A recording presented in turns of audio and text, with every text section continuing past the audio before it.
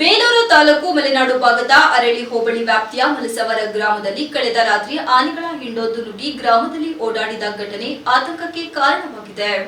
ರಾತ್ರಿ ಹೊತ್ತು ಹಠಾತ್ತಾಗಿ ಗ್ರಾಮಾಂತರ ಪ್ರದೇಶಕ್ಕೆ ಬಂದ ಆನೆಗಳು ಹೊಲ, ಜಮೀನು ಹಾಗೂ ತೋಟಗಳ ದಾರಿ ಹಿಡಿದು ಹಾನಿ ಮಾಡಬಹುದೆಂಬ ಭಯದಿಂದ ಗ್ರಾಮಸ್ಥರು ಮನೆ ಬಾಗಿಲು ಬೀಗ ಹಾಕಿಕೊಂಡು ನಿದ್ದೆ ಇಲ್ಲದ ರಾತ್ರಿ ಕಳೆಯಬೇಕಾಯಿತು.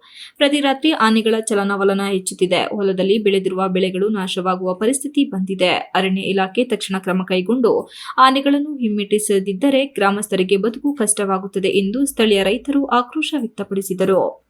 ಈ ಕುರಿತು ಅರಣ್ಯ ಇಲಾಖೆ ಅಧಿಕಾರಿಗಳು ಪ್ರತಿಕ್ರಿಯೆ ನೀಡಿದ್ದು, ಗ್ರಾಮದಲ್ಲಿ ಆನೆಗಳ ಚಲನವಲನ ಕಂಡು ಬಂದಿದೆ ಎಂಬ ಮಾಹಿತಿ ನಮಗೆ ಲಭಿಸಿದೆ. ತಕ್ಷಣ ಸಿಬ್ಬಂದಿಯನ್ನು ಕಳುಹಿಸಿ ಪರಿಸ್ಥಿತಿ ನಿಯಂತ್ರಣಕ್ಕೆ ತರಲಾಗುವುದು. ಗ್ರಾಮಸ್ಥರು ಆತಂಕ ಪಡುವ ಅಗತ್ಯವಿಲ್ಲ. ಅಗತ್ಯವಿದ್ದರೆ ಪಟಾಕಿ ಸಿಡಿಸುವ ಮೂಲಕ ಹಾಗೂ ಗಸ್ತು ಬಿಗಿಗೊಳಿಸುವ ಮೂಲಕ ಆನೆಗಳನ್ನು ಕಾಡಿಗೆ ಹಿಮ್ಮೆಟ್ಟಲಾಗುತ್ತದೆ ಎಂದು ತಿಳಿಸಿದರು. ಇದರಿಂದ ಗ್ರಾಮದಲ್ಲಿ ಕೆಲ ಕಾಲ ಶಾಂತಿ ನೆಲೆಸಿದರೂ ಮುಂದುವರೆಯುತ್ತಿರುವ ಆನೆ ಹಾವಳಿಯಿಂದ ಮಲೆನಾಡು ಭಾಗದ ಜನತೆ ಭಯಭೀತರಾಗಿದ್ದಾರೆ.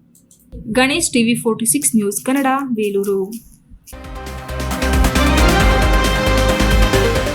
You are watching TV 46 News Kannada.